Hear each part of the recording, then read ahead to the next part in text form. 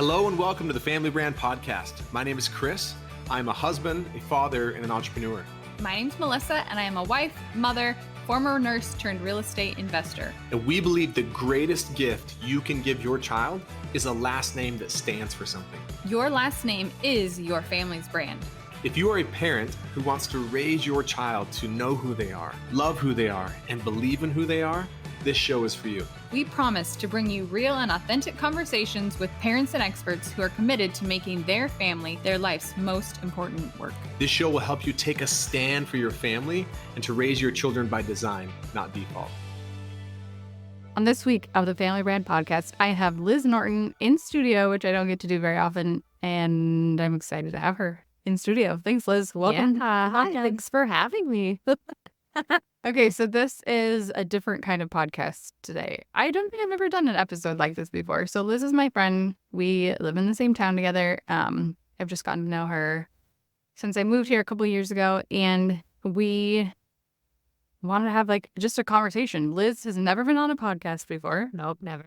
And so before we hit record, she was just saying she's a little bit nervous. So I just told her we're just having a conversation, just she and I. And we have a message that we've been talking about that we were thinking this would be a great conversation to have on the podcast. And so This is just a conversation that we are having that we are now bringing to you. Hopefully. Okay. So Liz is going to introduce herself here in a second, but I wanted to give a little bit of context before she does as to this episode and what we'll be talking about today. And so Liz and her husband, Drew, they came to our couples retreat that we hosted in Cabo with Dan Martell and Renee Warren. And it was really fun. And one of the activities that we did is we were on a boat. And so we were on the boat. We went out whale watching, which we saw. Amazing. It was amazing. So fun. And while we were on the boat, Liz and I were talking, and I was telling her about this idea that I had. It's been on my heart for a long time, but I've kind of just been, I haven't wanted to pursue it because I felt I'm building the business family brand. This idea feels kind of like a distraction, but it keeps coming up again and again and again. And so this is an idea that I wanted to continue to pursue. And then as I told Liz about it, I'm not even telling you what the idea is, but when I told you your idea, things just kind of went off in my mind that I was like, oh my gosh, I want to be involved in this somehow. I don't know how, but I want to do this. And at the time, I think I let fear kind of silence me to where I think I told you oh, that's a great idea. That sounds awesome and amazing. And part of me was like, tell her you want to be involved. Tell her you want to do all this stuff. And I was like, no, this is her thing. I was too scared to say anything. And then I don't know, it was barely a week ago or something that I finally, I don't know, I just texted her and was like, all these ideas came to me about it. And I was like, okay, here's all these ideas I have. I want to be involved. I don't want to step on your, this is your thing. I don't want to step on your toes and just invite myself into this. But I feel super excited about this and super, I don't know, called to do it or help with it somehow. And so I sent her that text really fast before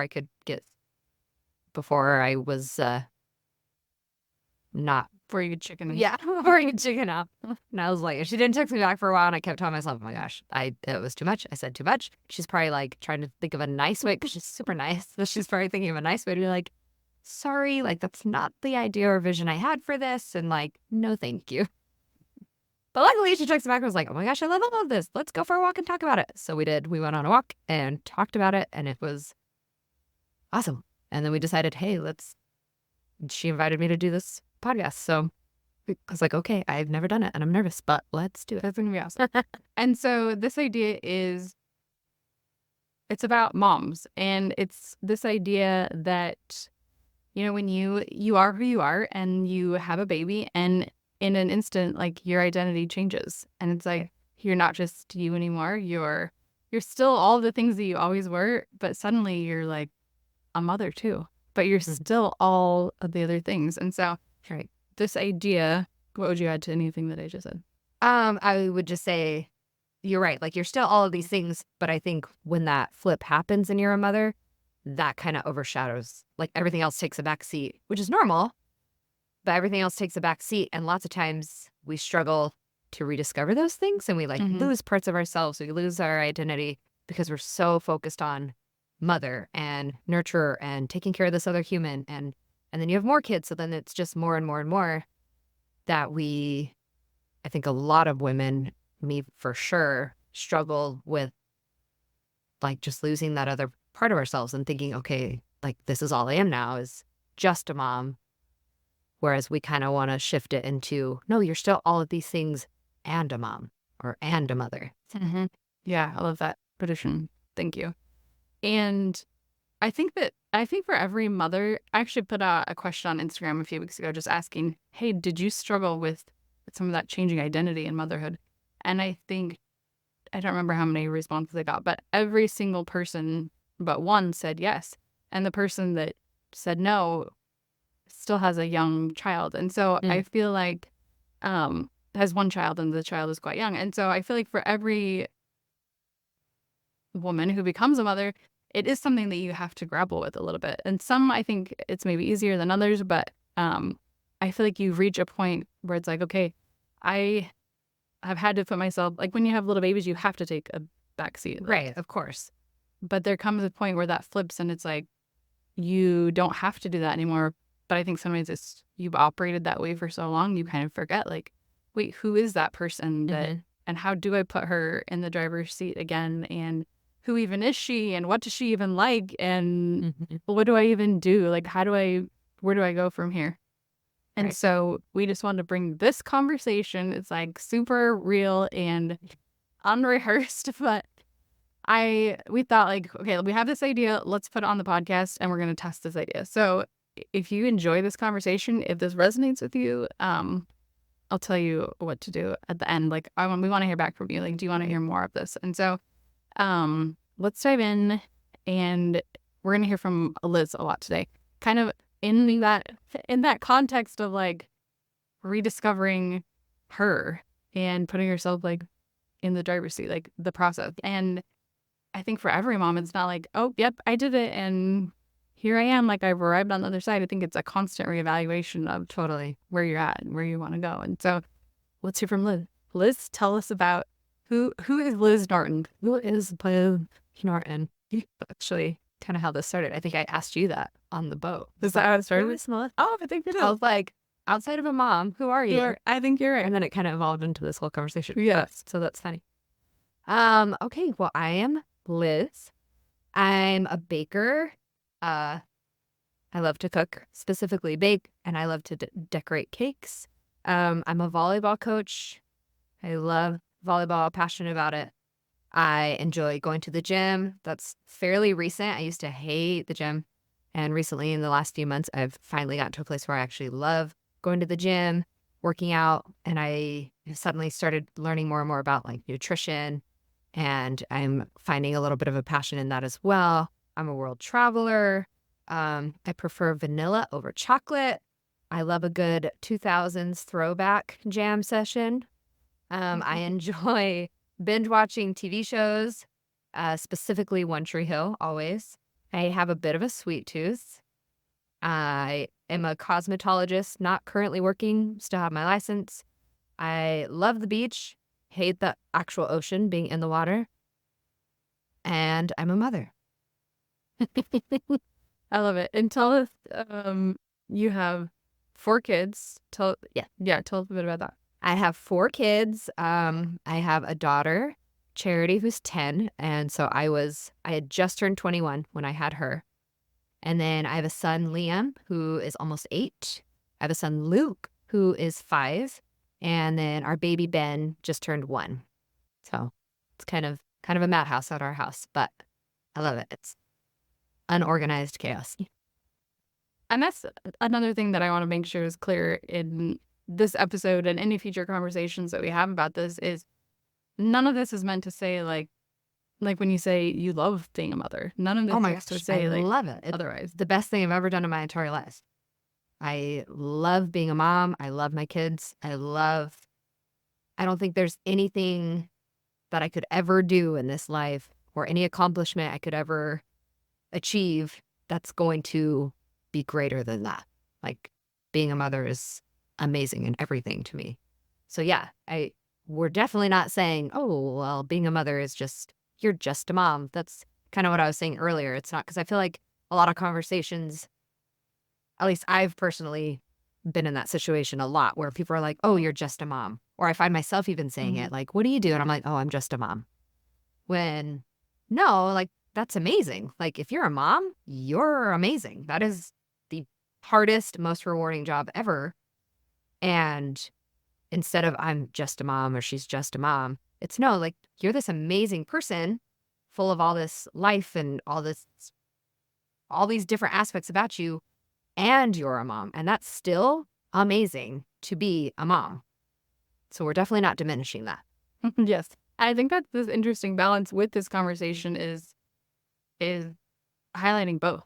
And I think that's the whole point. It's like, it's an and. It's Yes, both. and it's not this or that. You have to have a career or be a mom. You have to be a coach or be a mom. You have to do this or be a mom. It's like, no, you can do the things that you love and you're a mom. Like, and that looks different for everybody. Like there's working moms, there's stay-at-home moms, there's traveling moms, there's everything in between. All the moms. So just a couple of thoughts that I was thinking about leading into this is I heard a podcast once, and I want to go back and see if I can find it, but it was, I can't even remember whose podcast it was or who the guest was or anything. But I just remember that it really stuck out to me. So basically a mom of many children, I think she had 6 children. She was saying like, I don't know how to find time. Like I'm so busy. I don't know how to find time to do the things that I want to do and to invest in myself in certain ways or in any way. And the host was saying, first of all, he like acknowledged her for like what an amazing thing she's doing. She's like raising 6 beautiful children. Right. And then he went on to say, and you are worth investing in. And that just like struck me so deeply when he said that, because I think sometimes as moms, we think that maybe we're not worth investing in, or maybe we've forgotten maybe it's selfish. Yeah. Or, right. Totally. To set like the time aside to pursue things that are of interest to you, or to set like the money aside to pursue things that are of interest to you. Right. I just love that. Like you are worth investing in. Totally. And I mean, I think that it's kind of a mind shift because you're right. I think a lot of us naturally, and if you don't, that's awesome. But I for sure kind of just naturally fell in that same thought process of like, but it seems selfish to put myself ahead of my kids. But at the same time, I feel like it's a mind shift. You're not putting yourself ahead of your kids. Like, obviously, it's not a question of if you love your kids, or obviously, as moms, we would do anything for our kids. We would make the sacrifices we need to make. We would do whatever it takes to make sure our kids, have what they need, have these happy lives as much as possible, right? And I think one of the greatest things, though, that we can do to make sure that that happens for them is to take care of ourselves. Like when your kid has a happy, healthy mom, that's one of the greatest things you can do for them. Because then they have an example to look to. They see how important it is. Because think about when your kids grow up and their parents, would you want them thinking the same way that you're thinking of like, oh, well, I don't deserve to be happy and I don't deserve to put this time or energy into myself because I'm too busy doing all these other things. No, like you want them to be happy their whole life. You want them as much as possible. You want them to be successful and happy and thrive. And like, how are they supposed to do that if they don't have the example to look to, right? And so I think that as moms, it's super important. I mean, I hear this saying all the time, but the whole, like, you can't fill everyone else's cup, like, without your cup being filled. And I've heard arguments like, oh, well, yes, you can. You just pour into everybody else and you'll be fine. But I mean, I think that's so unrealistic. Like, and I think it gets tricky, the conversation, because I think that some people automatically think, well, where's the line and where's the balance and where's just because I don't want to like, oh, but it's taking care of me if I'm going on retreats every weekend and I'm doing this, all this stuff and I'm never spending time with my kids. Like, obviously there has to be some kind of balance. And I think that balance looks different for everyone. And I think that's maybe where people get caught up is they start comparing other people's and they're like, oh, well, that mom does it this way. And if I don't do it that way, then I'm being selfish. Or oh, that mom's selfish because she's doing it that way. And this is how I do it. And I think that that's the absolute wrong way to go about it. Trying to compare, because nobody's the same. No kids are the same. No moms are the same. No situation is the same. And so I think it's a continual, we kind of mentioned this a second ago earlier. You said like, it's a continual evaluation, I think, of yourself, like realizing, okay, where's that balance and where's that? And yeah, you're going to make mistakes and learn, oh, like I shouldn't have done it that way. But I mean, that's life. And your kids are going to see that too and grow from that and learn from that. And so I think it's just trying to find that balance of prioritizing yourself whenever it's time to prioritize yourself and not being afraid to do that and not being afraid to invest in yourself while also continuing to, take care of your family and lift them up and pour into them as much as possible as well. But you can't pour into them if you're completely empty. Like that's, Yeah. Without, I think there does eventually come, if not now, like down the road, like some resentment and some just overall unhappiness, or just you were not as fulfilled as you maybe could have been. right. Okay, so Liz has a few thoughts that I asked her to share about, like, what would you say to, this was the question I posed her. What would you say to a mom who's maybe in this place thinking like, okay, yeah, I do feel like I want to shift some things. Like I do feel like I want to put myself in the driver's seat a bit more than I have been. Like it's time. Like, what would you say to that one? A couple of things. Speaking from my own personal experience, whenever I kind of started finding myself in that place, the whole losing my identity and motherhood thing didn't happen for me like right away. I had my first baby and I wasn't like immediately, which for some people it's almost immediate or really soon after, like, wait, what is happening? And I don't know who I am anymore. And that didn't really happen for me until later, probably like my third baby. And now I said I have 4 kids. So it's been the last few years. My third baby is now 5. So it's been within the last 5 years that I have lost that identity and then feel like I'm like getting it back. And some big things that I felt like helped me. Number one, and this may not work for everybody, but I'm a people person. I mean, there are times where I would just find myself kind of reclusing and I'm like, I don't need anybody. But I felt like whenever I actually took the time to find those people and invest in those people a little bit and like put myself in situations where I was around those people, like that helped like breathe life back into me.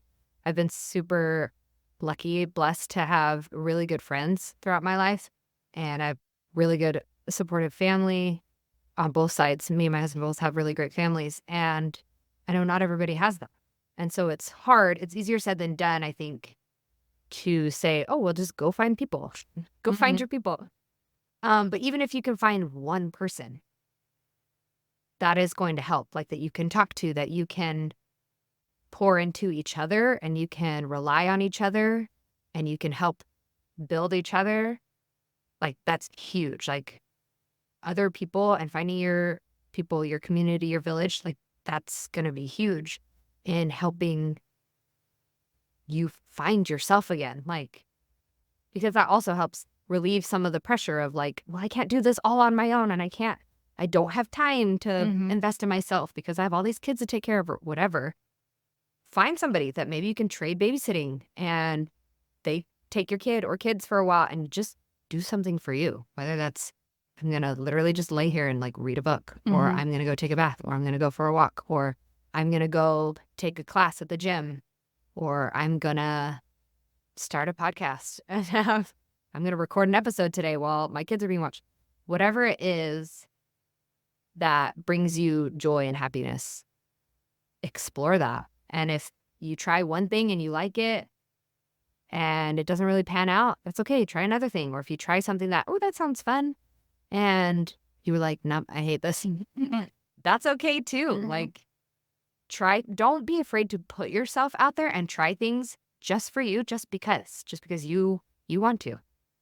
And like you said, even if you don't like it, you're still further ahead because now you know, like, okay, Right. it's not this thing. Right. And you don't have to I think maybe sometimes people also get overwhelmed thinking like, oh, well, I would love to like go to these conferences, go to these retreats, go to these things, but I don't have the money and you don't have to do all those things right now. Like, evaluate where you're at right now and what is actually doable, even if it's read a book for an hour. Like, whatever's doable for you, do that and do it as much as possible. And then it will grow and you will find the capacity and find the time. And as you pour into yourself, like, you're going to feel better. You're going to find that you change and you like find yourself again and you feel alive again. And whenever you feel that way, it's easier then to continue doing it. And your kids are going to see that too. And your kids are going to, like, kids pick up on everything sometimes, unfortunately. But they pick up on everything. And so if they see that you're taking care of yourself, even if it's little things, they're going to see that. And they may not even retain that right now if they're so young, but eventually they're going to. And they're going to remember, oh, my mom made sure that she, did this to take care of herself. And because she loved us and she wanted to be a good mom for us or whatever. Yeah. When I think about Ivy, my 12-year-old, and I think about, I fast forward and I think about her as a mother, I'm like, I would never want her to give up like the things that she loves and that light her up.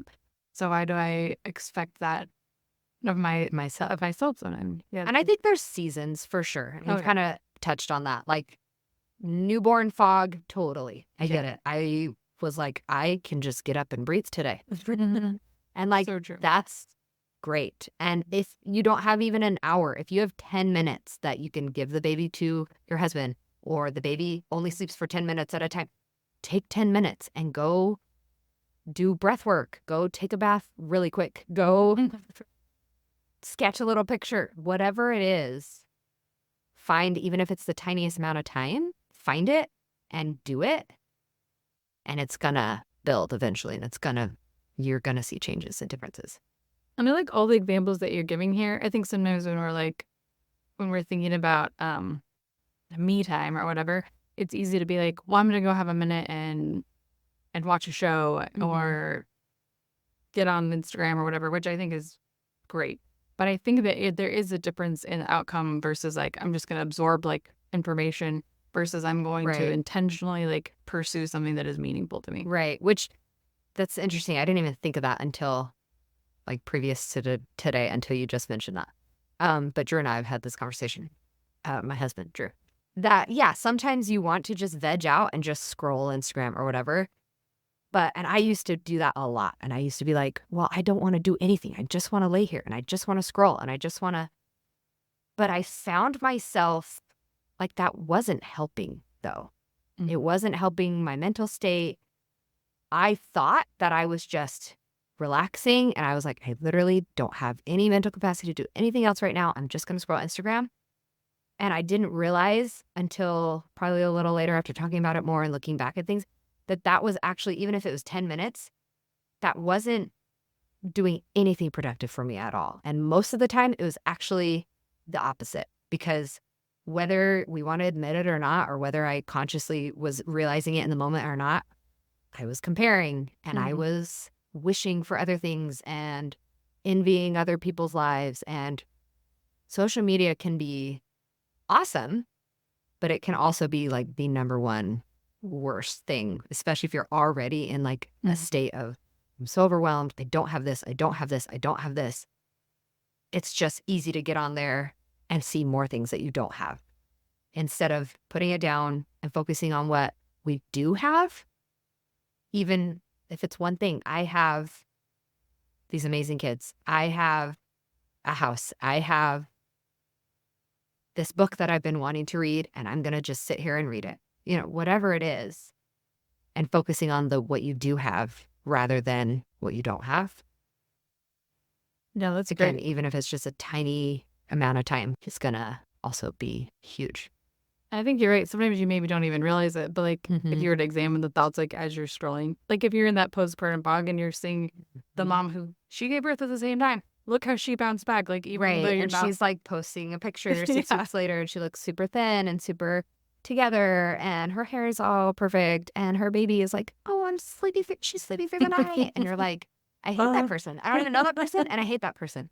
And then as soon as you like have those feelings, they just build all this negativity inside you instead of just, going for the positive, what we're trying to find. Even if it's all like happening kind of subconsciously, like Right. you're not gonna leave that interaction feeling good about what Exactly. Right. Okay, you talked about finding your village. A couple of things I want to circle back to on that. Because I've moved a few times recently, and I know that I've heard from many other people that it's like sometimes it's hard to find your people. Like if you're in a new place or if for whatever reason, you're like looking for a new friend. How would you recommend someone makes friends or finds that village if they're like feeling kind of lonely right now, but don't even know like how? Right. Yeah, that can be super hard. I feel like I've had this conversation and I've heard this come up a lot. I think this is really common. I've seen it on Facebook in like mom groups and things. I need friends. I'm new to the area. How do you make mom friends? And I think it can be different for everyone, but I also think we tend to overcomplicate it. And I do think it's easier said than done to be like, oh, just go out and make friends. Like, just go talk to somebody. Because sometimes, like, you're not super comfortable talking to new people. And I get that.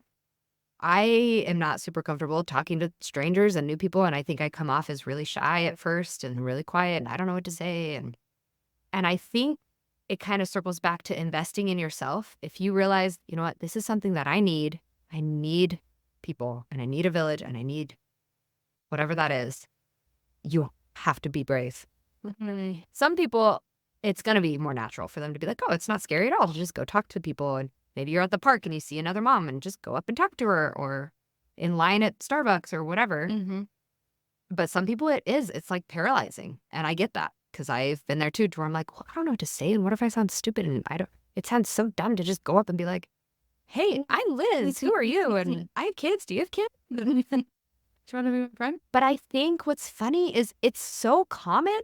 For some reason, we tell ourselves that the other person is going to be like, you're weird. Don't talk to me. Like, they're not. Like, they probably need or want friends too. And for some reason, we tell ourselves that it's scary and we shouldn't talk to people. Just do it. Just invest in yourself. Be brave and do something. Like I said, when you're at the park, just talk to another mom. Or when you're at the gym, talk to somebody. Or there are mom groups like on Facebook. Search for those. There's maybe some like in your area. I know there's one here, like in our area, because I've seen posts literally on there of people being like, hey, I'm new to the area. I need some friends.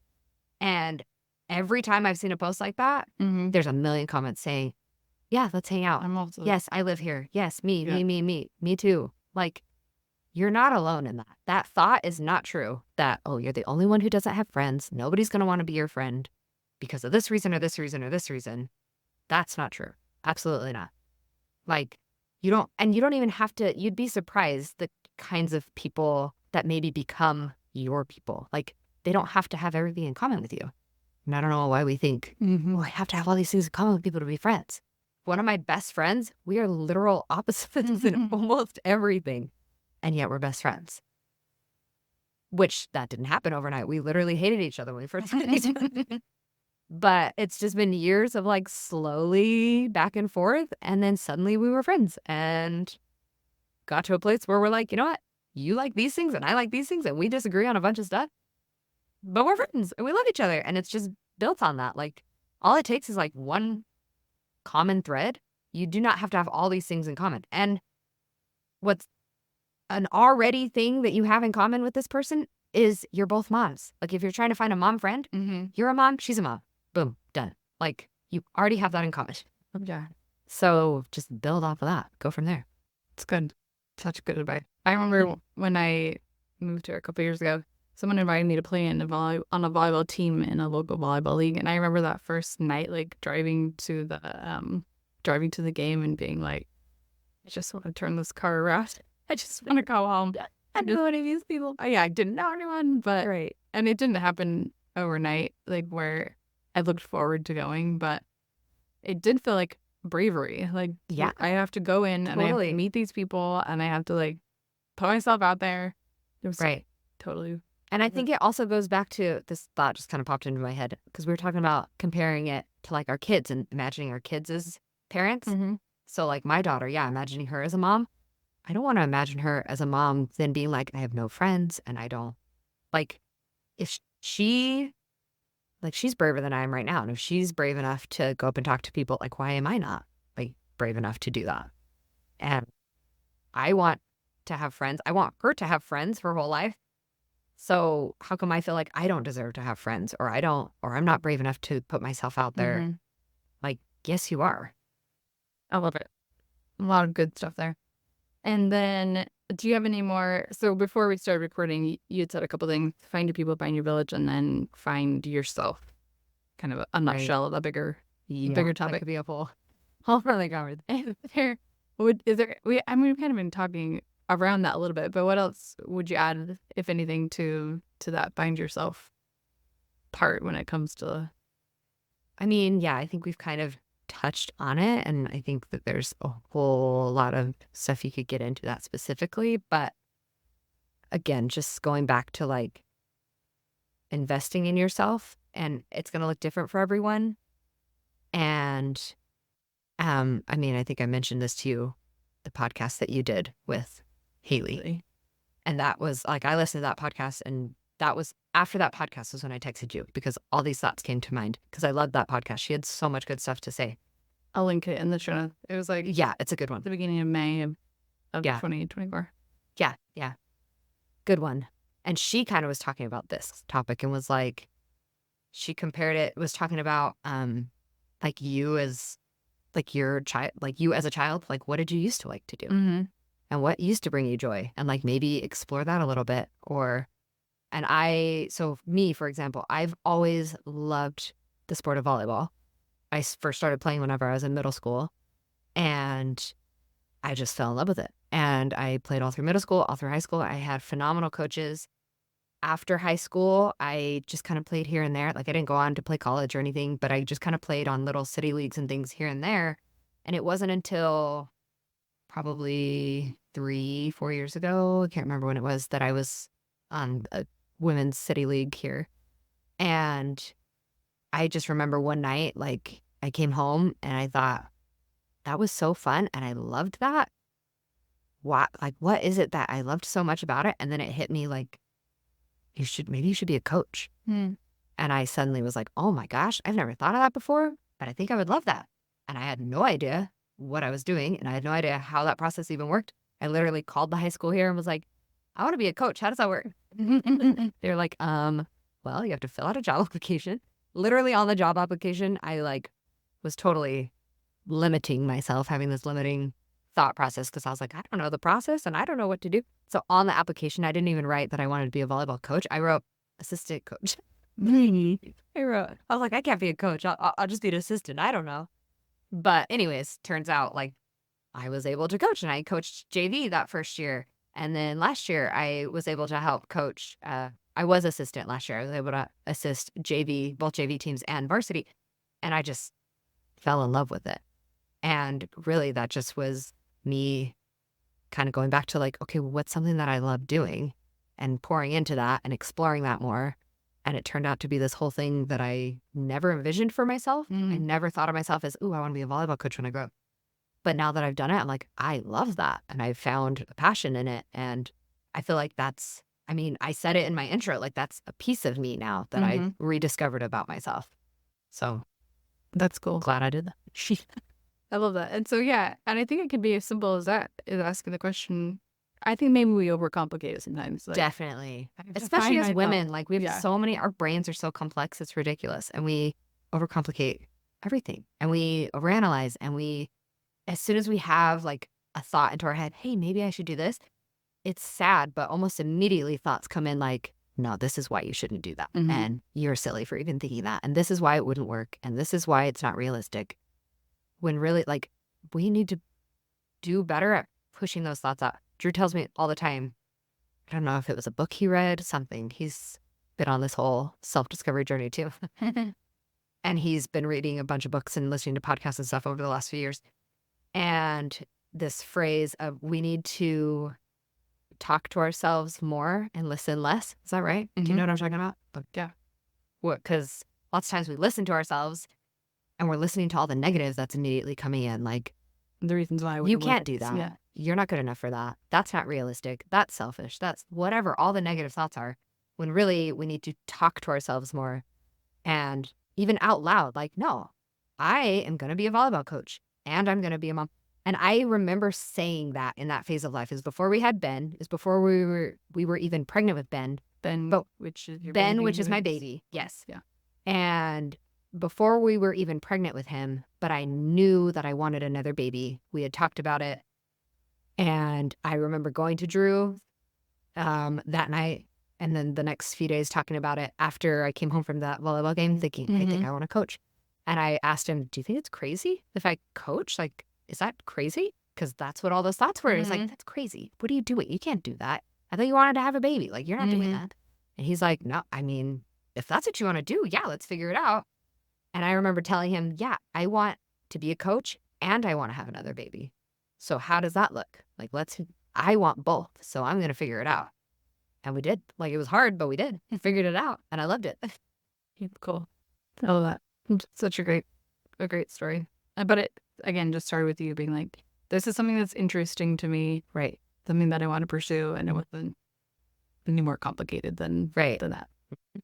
I think I'm just looking over my notes that we had kind of talked about beforehand. I think that's basically like kind of what we wanted to cover in this introductory, if you will, episode. Well, I'll ask you, do you have any final thought? Us as moms, you as a mom are so much more capable than you think you are. And you're worth investing in. You're worth, like, it's worth it to make sure that you're happy. Your happiness is worth investing in, I guess. It's what I'm saying. And you're capable of doing it. You're capable of figuring it out. And no part of that is selfish.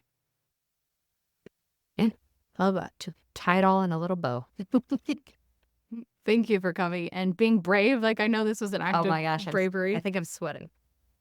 Talking about being brave and like coming on the podcast with me today to have these conversations. And so please, if you like this conversation, we honestly have so many other things that we could add to this conversation and keep it going. And so many other women that we could be learning from, you know, around this as well. So if you enjoyed this episode, if you would want to hear more, go over to Instagram. If you follow me on Instagram, or if you don't, jump over our family brand, or even leave a review here on the podcast itself. So if you don't want to leave the app, and tell us what you thought about this episode. Is there other questions you would want to be asking moms, other women you would want to hear from? I'd love to hear and to continue to pursue this conversation, because I think it's a conversation that I wish I would have had sooner, and wish I would have had like someone maybe guiding me through and not having to figure it out on my own. And I even remember there was a time where I was like, I wish there was just like a class I could take that would teach me like how to find myself again, or how to navigate this identity. And there just wasn't. And so this is kind of like, well, it's not out there that I know. So let's create it. Like, let's create this conversation and this movement, if you will, for moms who have experienced the same thing. So let us know. And thanks for listening, and have an amazing week. Yeah. Thanks, Liz. Thanks. Bye. Thank you so much for listening to the Family Brand Podcast. To say thank you, we have something really awesome we'd love to share with you. You know, we often hear from families who will tell us that they just feel so overwhelmed because of the demands that are placed on them. They feel like they're constantly being pulled in so many different directions and spread thin, and they're spending time as a family, but they don't feel like it's quality time. They're not really connected, and they want to be more intentional. And we can certainly relate, because we felt like that at one point in our family. And so we created a guide that allowed us to really be more confident around how we spend time as a family, and what we say yes to and what we say no to. And it's just brought so much more peace into our home. It's made our lives so much more simple, and we want to share it with you. So if you go to familybrand.com/free, you can download the How to Take Back Your Family's Time guide. And I can promise you it'll give you more confidence and more peace in your life and in your family. One last thing, we feel so inspired when we hear from families that we are making a difference for them. We would love it if you would leave us a 5-star rating and a review on the podcast so we can reach even more amazing families. We truly believe that the way we change the world is one family at a time.